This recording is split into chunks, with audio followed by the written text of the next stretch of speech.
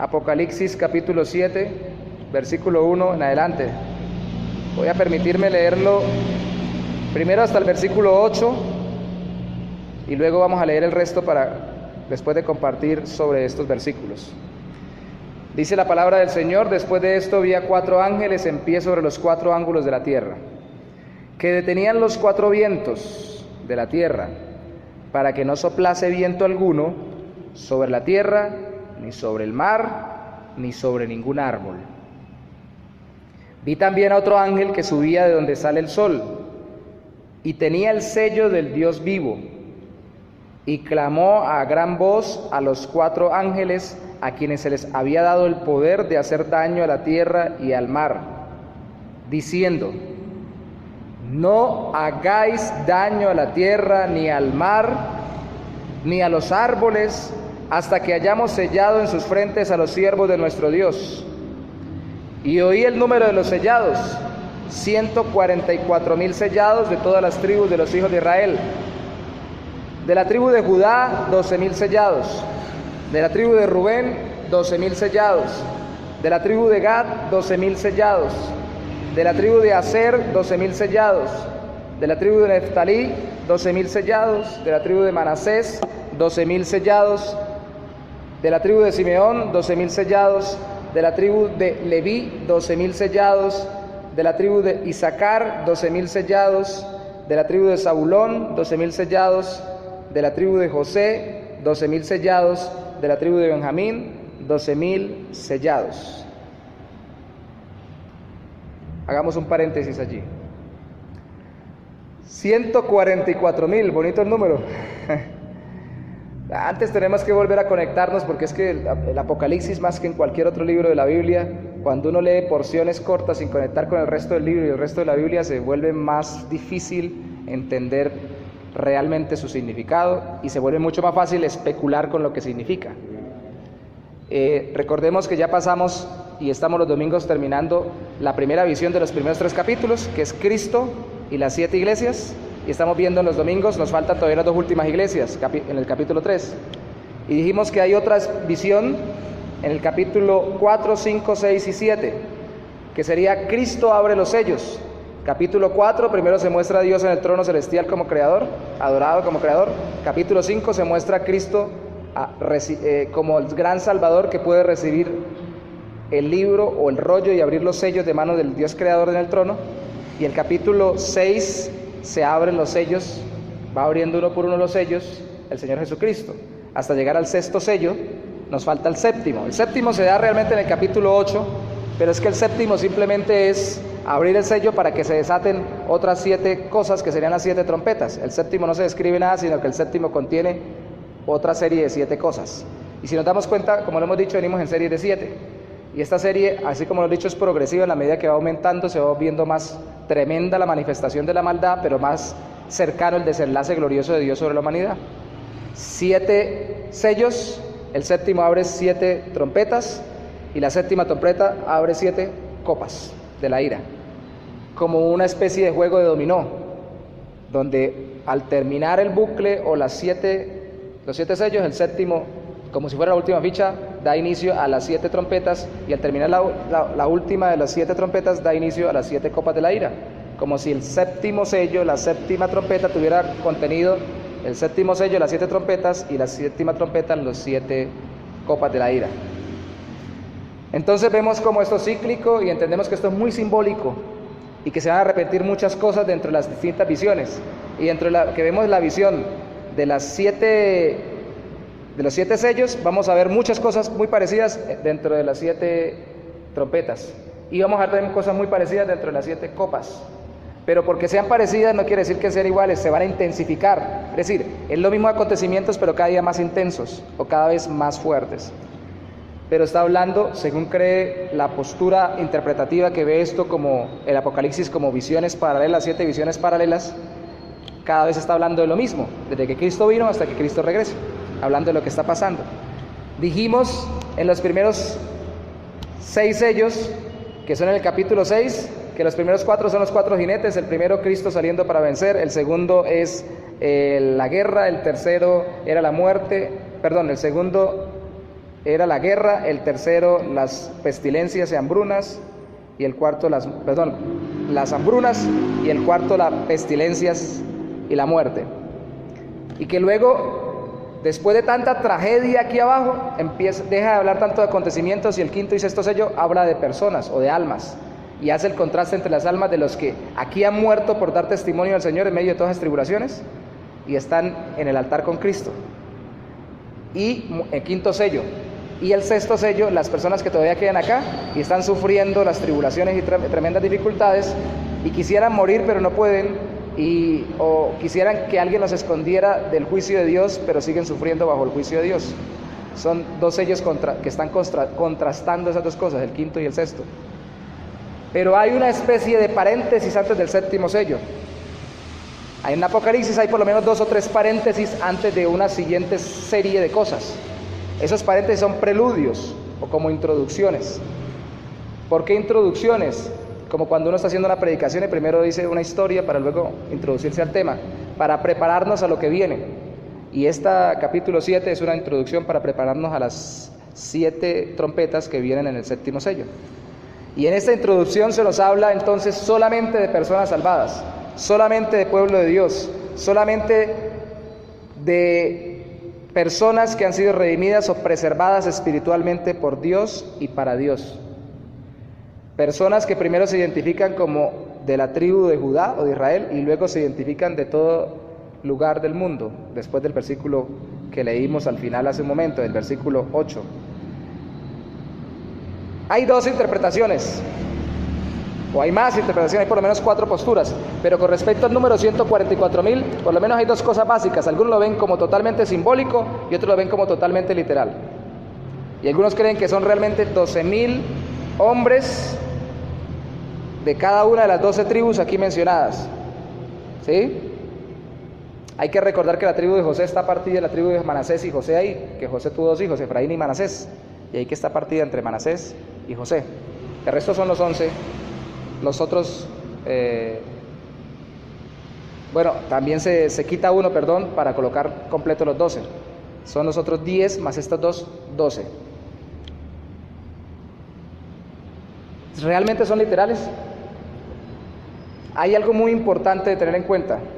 Cuando hay una serie de elementos simbólicos dentro de un texto, muy probablemente el punto más importante también sea simbólico. Y aquí el punto más importante es, en los primeros 8 versículos, los 144.000 sellados. Y en el siguiente versículo, la multitud grande, vestida de blanco. ¿El sello es espiritual? ¿Es simbólico o es literal? ¿Van a tener un verdadero sello en la frente? Si son 144.000 de verdad, entonces el sello tiene que ser de verdad. ¿Y qué es un sello en esta época? Pues uno lo ve con una tinta suavecita. Pero en esa época era una impresión con calor, con algo caliente. Por ejemplo, los sellos que tenía seguramente el rollo, los rollos de libros, era cera que se ponía ahí, se le colocaba con un anillo caliente para que imprimiera la imagen ahí y quedara registrada y no se pudiera dañar. Realmente en el concepto ahí es que van a haber 12.000 personas de las 12 tribus de Israel que están mencionadas ahí, con sellos impresos en su frente para que se vean. ¿Qué concepto nos da la Biblia con respecto al sello? En el capítulo 14 se nos habla de 9 de ellos y se nos da ciertas características también. Y peor aún, porque ahí dice en el capítulo 14 que no han conocido mujer o no han gustado de las mujeres. Y algunos dicen no, mejor, porque entonces son hombres que son vírgenes. Si aquí definimos que estos son un número simbólico, definiremos que eso que habla ya vírgenes y todo lo demás es simbólico también y habla de pureza espiritual. Si aquí definimos que son literales, allá también tendremos que definir que es literal en el capítulo 14 que se han guardado de mujer. Así que depende de lo que definamos porque es un contraste. Pero vayamos a lo de los sellos. Por favor, vayan conmigo a Efesios capítulo 1, versículo 13. Efesios capítulo 1, versículo 13.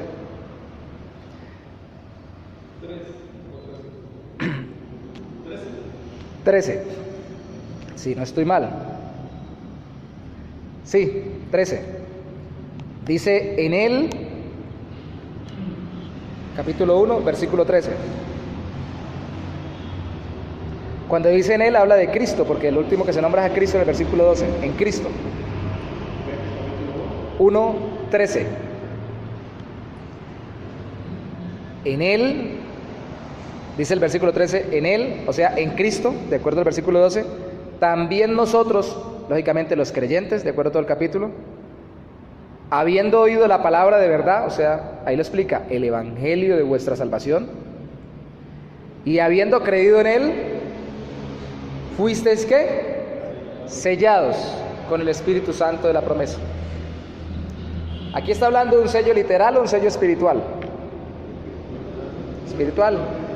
Un sello espiritual no es una impresión como cuando graban. A mí siempre me viene a la memoria cosas como, por ejemplo, para uno ilustrarse, para los sellos literales, como cuando una prima, nosotros íbamos mucho tiempo en todas las vacaciones a un pueblito de norte de Santander que se llama Lourdes, de vacaciones, con mis papás. Y había una prima que era muy, muy tremenda. A ella le decíamos la loca, y después otra prima heredó el término la loca porque eran muy tremendas, muy activas y al mismo tiempo muy traviesas y hasta maldadosas, decíamos nosotros en muchos aspectos. E íbamos a la finca de los tíos de mis papás, de mi papá y de los papás de esos primos. Y un día en esa finca ella fue, y fue tan terrible la cosa, le dio tanta rabia jugando, que le ganaron algo jugando, ella era niña, que fue a uno de los primos, o sea, a los hijos de los tíos de mi papá, y de los tíos de los papás de ella, del papá de ella, de la mamá de ella, porque es mi tía.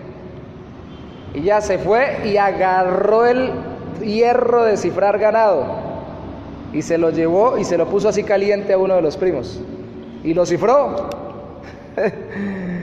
Lo quemó.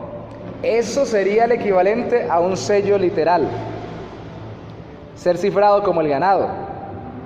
Y si duele en el anca o en la parte de atrás que le pasa, que es donde lo ponen los ganados, que sería en el caso de uno, por ejemplo, en la nalga, que es donde por lo general los niños son disciplinados de pequeños para que no sufran alguna clase de maltrato real, sino que simplemente sea el dolor, pero que no se duelan porque ahí tienen buena colchonadito de nalgas. Imagínense que lo pongan a uno no en las nalgas o no en donde tiene más carne, sino en la frente. ¿Se imagina cómo debe doler, no? Aquí explica claramente que no es un sello literal de ese tipo. Aquí dice, en el caso del sello del Espíritu Santo, dice, habiendo oído la palabra de verdad, el evangelio y la salvación, y habiendo creído en él, fuisteis sellados con el Espíritu Santo de la promesa. Hay que entender que siempre el pensamiento judío, eso lo decía el hermano Carlos con el curso que le está ofreciendo, es muy importante y muy bueno, me parece a mí, para ver la Biblia con la mentalidad judía. El judío no tiene pensamiento lógico, sino analógico, dice él. Es decir, él no piensa armando una estructura en su mente piramidal o con ramificaciones, sino que él piensa armando comparaciones. Analogías son comparaciones. La poesía hebrea en Proverbios, en Salmos nos lo muestra, ¿cierto? Cuando se hace comparación de, por ejemplo, el proverbio cuando dice que vergüenza para el padre es el hijo consentido. Y también después dice, y para la madre el hijo que ha sido muy mimado, algo por el estilo. Está haciendo un paralelismo entre el hijo consentido por el papá y por el hijo consentido por la mamá, y ambos les está haciendo vergüenza. Hacen comparaciones. Entre el hijo, dice, el simple y el avisado, o el sabio. Hace comparaciones para contrastar, para complementar, para comparar y dar una ilustración. Por ejemplo, cuando compara en Cantar de los Cantares los pechos de la amada con los gemelos de la gacela. Esa es la otra. Ellos pensaban también muy de acuerdo a las cosas que veían en su cultura. Y si ellos veían mucha cantidad de sellos, y los sellos eran muy importantes porque determinaban pertenencia, esto me pertenece a mí, o le pertenece al rey, o le pertenece a alguien, determinaban carácter, infundían, decían, esto tiene el carácter del rey o el carácter de tal persona, de acuerdo a lo que él piensa, debe ser lo que está escrito ahí, en eso que está sellado.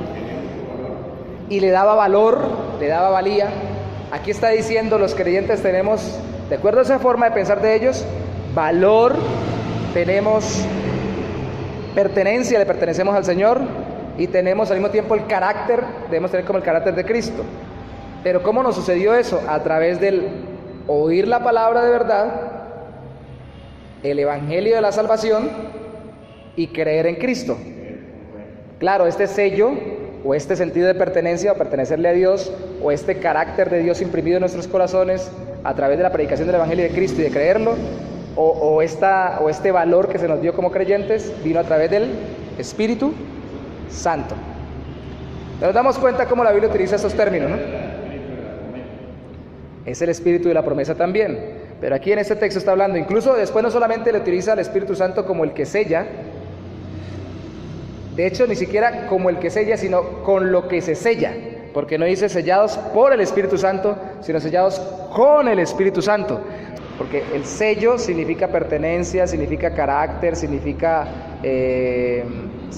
identidad, pero al mismo tiempo el sello es con el Espíritu Santo, o sea que significa tal unión mística, el Espíritu Santo en nuestros corazones, que mora en nuestros corazones, no simplemente una marquita. No venga, le hago la señal de la Santa Cruz, no venga, le echo la ceniza del día de la ceniza, o venga, incluso le pego una cifrada, o le hago un tatuaje. No. Y eso es muy importante que lo tengamos en cuenta, porque vamos a ver otras cosas parecidas. Cuando veamos la marca de la bestia, vamos a tener que contrastarla con el sello del Espíritu, el sello del Padre, dice en otra parte, y el sello de los 144.000. Ahora, veamos qué tan importante es eso. Ahí estamos en Efesios, ¿cierto? Pasemos al mismo Efesios, capítulo 4, versículo 30. Efesios 4, 30. Dice: y no contristéis al Espíritu Santo de Dios, con el cual fuisteis sellados. ¿Para cuándo? Para el día de redención.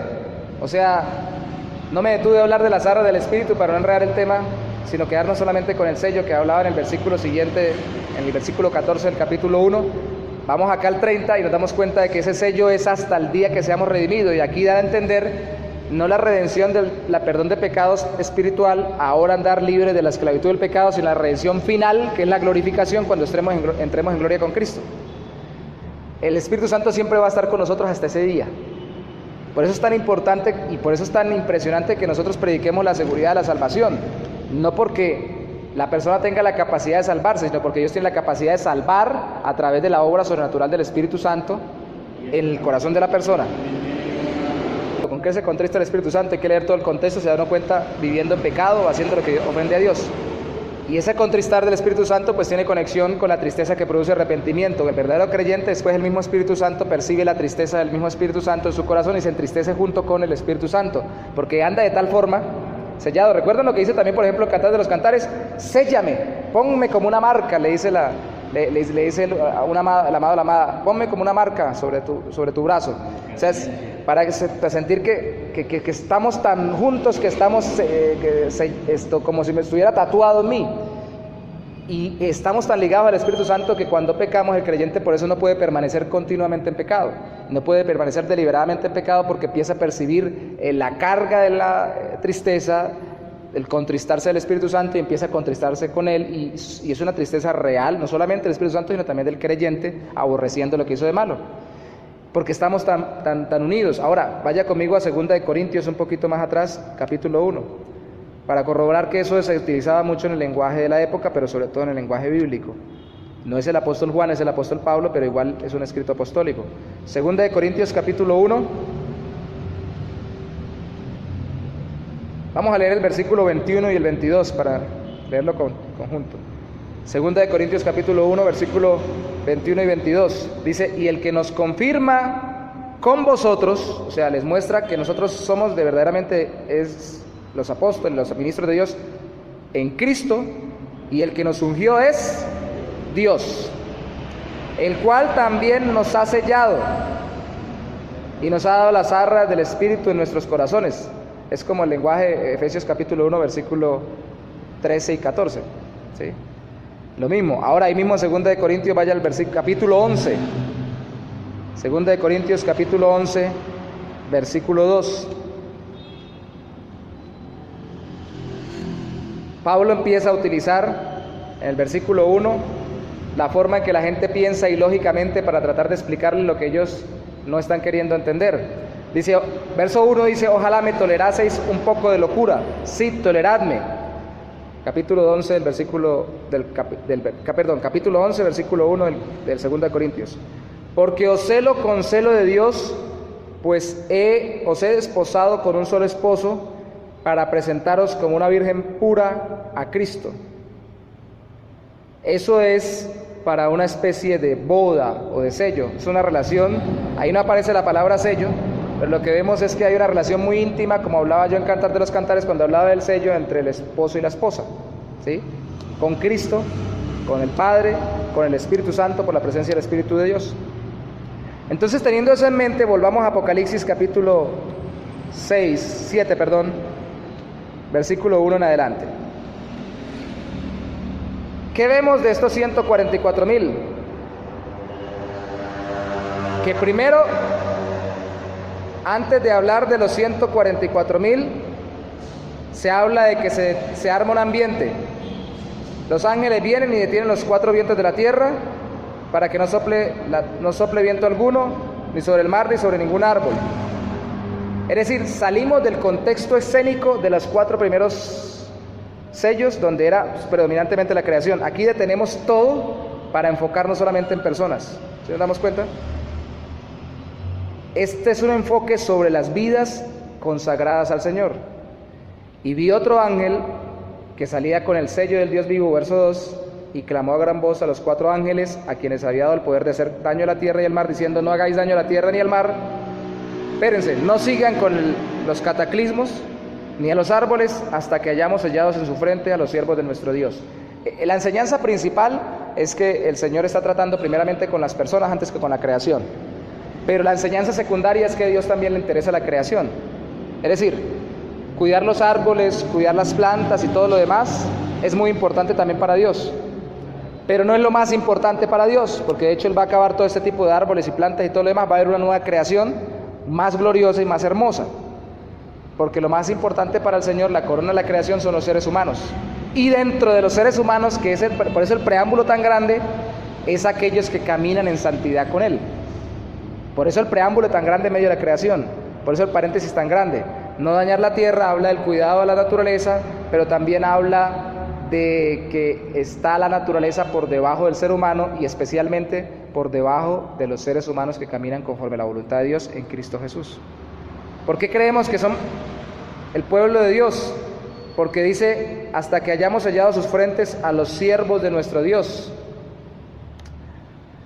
Los siervos de nuestro Dios, y lo que le decía muchas veces es, a veces se confunde, como muchas veces decimos hay 2 pueblos de Dios, que la iglesia y que el pueblo de Israel, hay confusión, pero realmente el número, los siervos de nuestro Dios, el número que se da después, 144,000, es un múltiplo de 12 por 12, 144, y la mayoría de eruditos concuerdan, son los 12 patriarcas, así como cuando vimos los 24 que eran sellados. En el caso de los sellados, los ancianos, 24 alrededor del trono, 12 más 12, los 12 patriarcas del Antiguo Testamento, los 12 los de la tribu de Israel y los 12 apóstoles.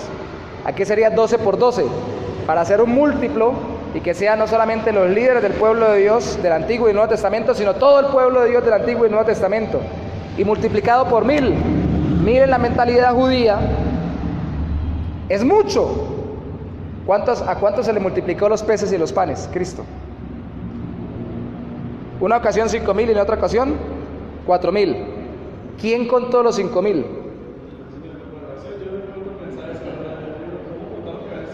¿Quién contó los 4,000?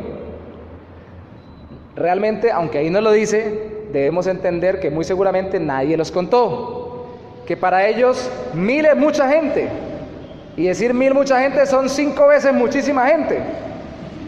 Y aquí como que se ve menos en esta ocasión, son como 4 veces, son como para nosotros en términos que lo manejamos, yo no lo manejaba en ese tiempo, porcentaje, son como un 20% menos de gente, entonces sería como 1000 menos. No, aquí deben haber como 4,000 en esta ocasión, porque para ellos mucho o un montonón eran miles.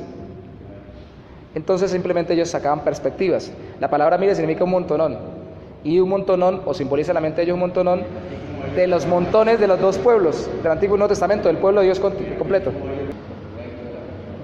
Y no es que estén mintiendo, recordemos eso, y no es que esté siendo exacta y que la Biblia no pretende ser un libro científico a la forma como hoy se entiende la ciencia, que tiene que ser matemáticamente escrita, no.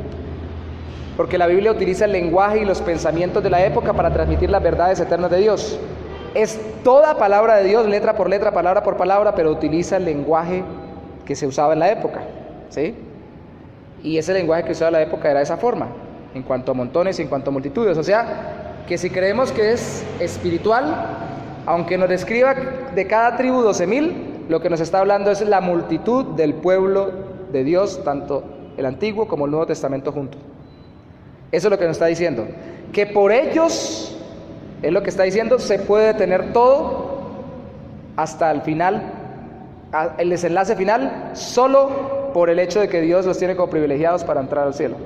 Ahora, vamos rapidito, no quiero demorarme mucho, pero vamos a Romanos capítulo 2, versículo 28, para dejar claro el pueblo judío y el pueblo cristiano, si somos uno o somos dos. Romanos capítulo 2, versículo 28. El capítulo 1 habla de que todo el mundo ha pecado, en el capítulo 2 habla de que los judíos también pecaron, está dejando a todo el mundo cerrado a pecado, los judíos por más que tuvieran ley y todo. Y le dice Pablo en el versículo 28, pues no es judío el que lo es exteriormente, es decir, por descendencia racial o por cultura o por religión. Capítulo 2, versículo 28. Ni es la circuncisión la que se hace exteriormente la carne, es decir, cortarle el prepucio del miembro masculino, sino que es judío el que lo es en lo interior, y la circuncisión es la del corazón, en espíritu, no en letra, la alabanza del cual no viene de los hombres, sino de Dios. Es decir, el verdadero pueblo de Dios, el verdadero pueblo que ha sido transformado, como lo vimos en otros textos, sellado por el Espíritu Santo, que ha sido por medio del Evangelio de Jesucristo, el Espíritu Santo ha llegado a él y le ha cambiado internamente para que camine conforme a la voluntad del Señor, no perfectamente, pero sí sinceramente, ¿sí? Perfectamente cuando ya esté en gloria. Pero mientras tanto, el judío especialmente se camuflaba detrás de su religión judía, de su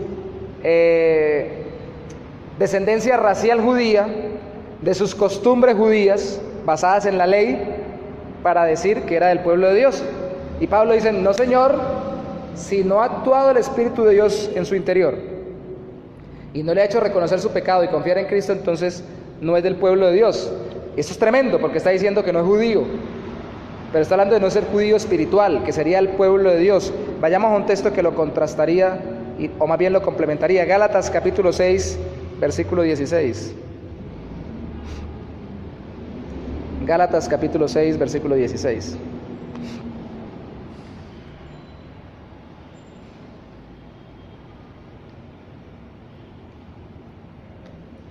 Bueno, leamos desde el 15 para que nos demos cuenta que el sentido es el mismo.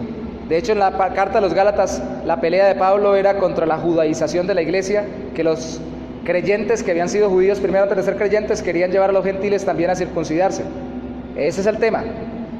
No a la circuncisión, decía Pablo. Vayamos desde el 15. Dice, porque en Cristo Jesús ni la circuncisión vale nada, ni la incircuncisión. Es decir, ser judío o no ser judío, sino una nueva creación. Y está hablando de una creación espiritual primero y luego material en la resurrección, lógicamente. Y a todos los que anden conforme a esta regla, es decir, que la verdadera fe es en el interior y la vida interna, la transformación que hace el Señor en el corazón.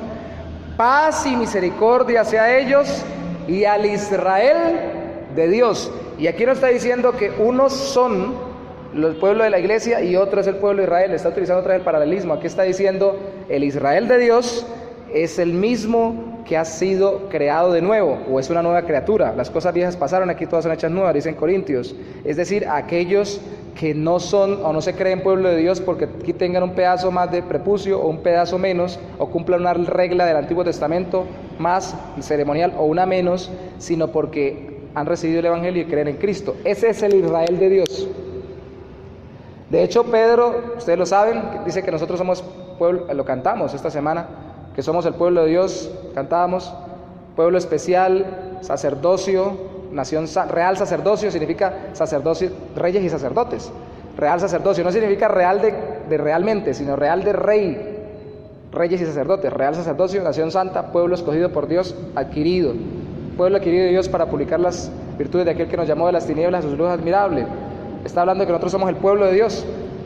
Efesios capítulo 2 dice que al final que los dos pueblos hizo uno, venciendo las barreras. Entonces debemos entender que los 144,000 apuntan también al pueblo creyente en Cristo. Es lo más sano.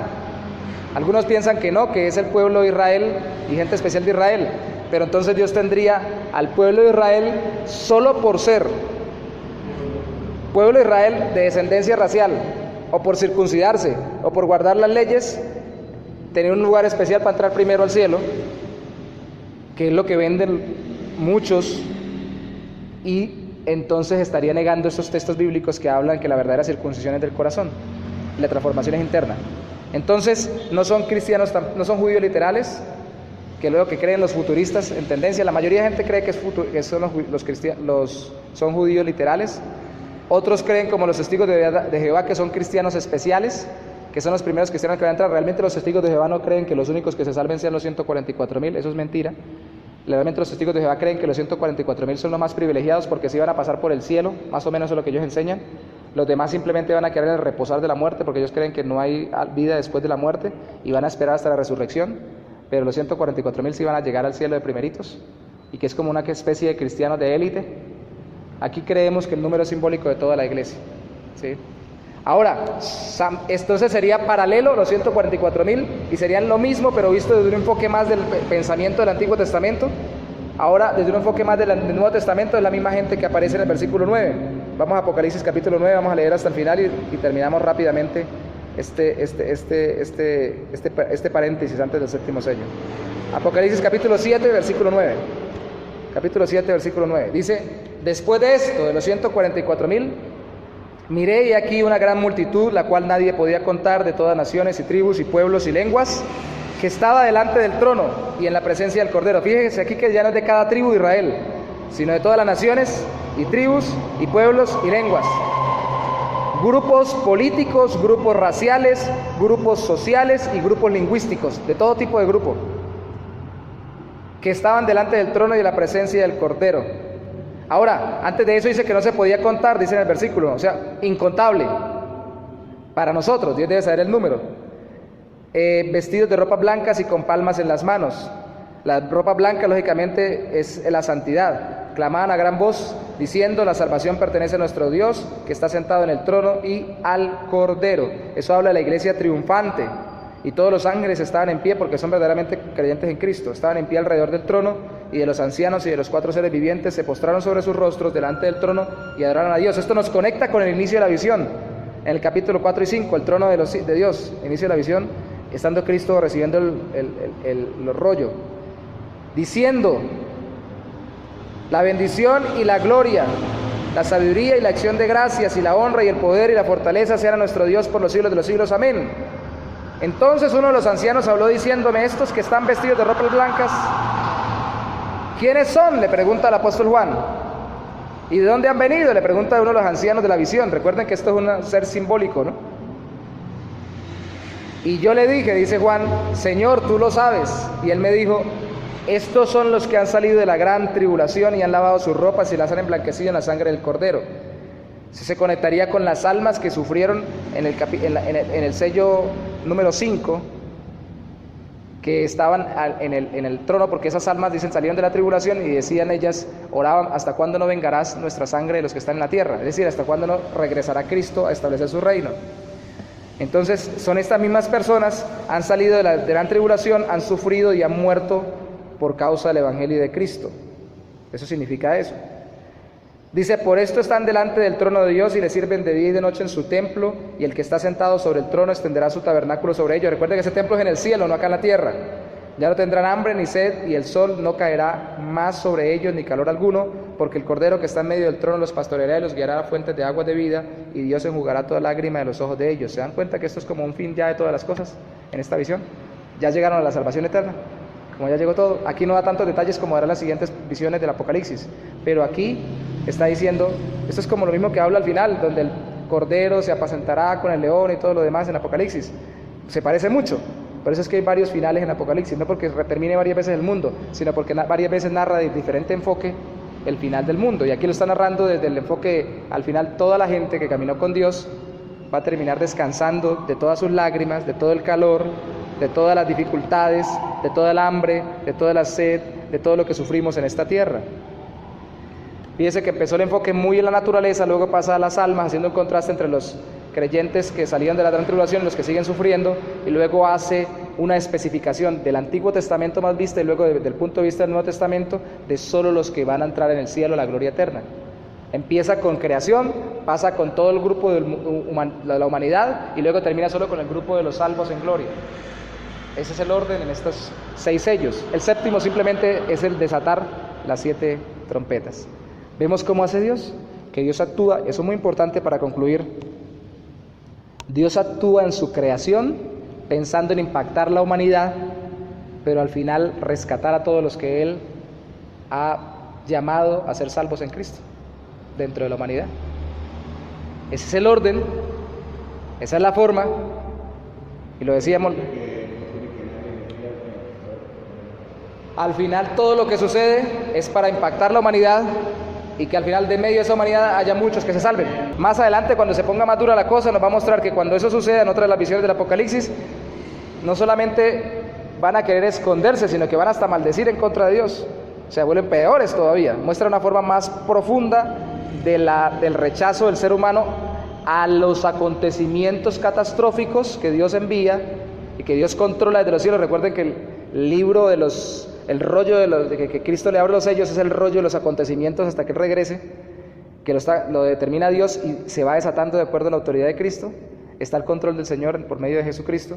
Entonces ellos rechazan a Dios en vez de arrepentirse y confiar en Cristo. Entonces, esos acontecimientos van a servir de una de dos cosas: o para dar testimonio de que esos acontecimientos sirven para alertar a unos y terminar de una forma u otra terminar como vive el mundo y luego al final siendo del pueblo de Dios por medio de la fe en Cristo, o para dar testimonio de que el Señor le mandó hasta catástrofes para alertarlos, pero no quisieron ni siquiera así venir en arrepentimiento delante del Señor, y para que sea mayor el juicio sobre ellos por su incredulidad. Ahora, entonces oremos en esta noche precisamente por eso, porque el mundo entienda, las personas tomen los cataclismos económicos, físicos como enfermedades o plagas, políticos, aún astronómicos, todas las cosas que nos hacen caer en dificultades, los tomen como un llamado de atención de parte de Dios, para que primero se conmocionen y digan, bueno, aquí Dios quiere que yo reflexione, y segundo, para que puedan para que por la obra del Espíritu Santo pongan atención al Evangelio y se conviertan a Cristo. Pongámonos a nuestros pies entonces y vamos a terminar orando, intercediendo por las personas. Padre, en tus manos está nuestra vida, Señor. Entendemos a través de esta visión de los sellos de tu Hijo Cristo abriéndolos, que nosotros no tenemos el control de las circunstancias de nuestra vida real y totalmente. Solo tú, Señor, por medio de Cristo, tienes el control de las circunstancias de nuestras vidas y de toda la humanidad. Pero te pedimos hoy, oh Santo Señor, precisamente por aquellos que no lo reconocen, que se rebelan intelectualmente algunos con sus títulos, con sus estudios, moralmente algunos otros con su rebeldía, con sus prácticas pecaminosas profundas, no solamente practicándolas, sino promoviéndolas. Filosóficamente algunos simplemente planteando formas de ver el mundo, de verte a ti, de distorsionar lo que tú haces. De cualquier forma, Señor, el ser humano quiere vivir alejándose de ti, negándose a que tú estés al control de todas las cosas. Te pedimos hoy precisamente por cada persona que sufre dificultades en esta tierra, para que vea, oh Santo Señor, las dificultades más pequeñas hasta las más terribles y catastróficas y cataclísmicas como un llamado de atención del cielo, a través del cual tú los estás mostrando que existes como creador, que son criatura, que tienen que venir a estar en paz contigo y que terminen recibiendo por medio de la fe en Cristo, a través de la predicación del Evangelio, vida nueva por medio del Espíritu Santo. Señor, es glorioso saber que aunque la mayoría no se salve, pero sí la gran cantidad que se salvará será una multitud que ante nuestros ojos y ante la capacidad humana es incontable, Señor, de todo tribu, lengua y nación, que abarca a los ojos del Antiguo Testamento a todas las tribus y abarca a los ojos del Nuevo Testamento a todo grupo político, grupo racial, grupo económico, grupo geográfico, grupo lingüístico, Señor.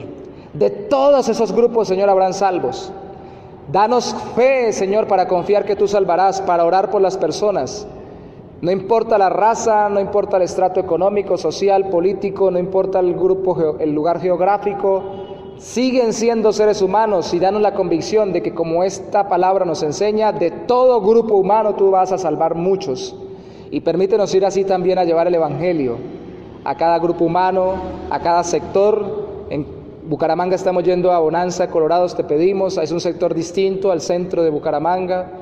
Hay mucho inmigrante itinerante, Señor, que pasa y llega y se va, otros regresan, pero los que se quedan, los pocos que se quedan son colombianos que se han establecido allí con dificultades económicas. Ese grupo humano necesita de ti. Y de ellos tú vas a salvar para la gloria tuya muchos. Pero también, oh Santo Señor, danos esa convicción con las personas que están alrededor del local donde está la iglesia. Hay personas de estrato mediano, estrato alto, con negocios, Señor. También de esos grupos también tú vas a salvar.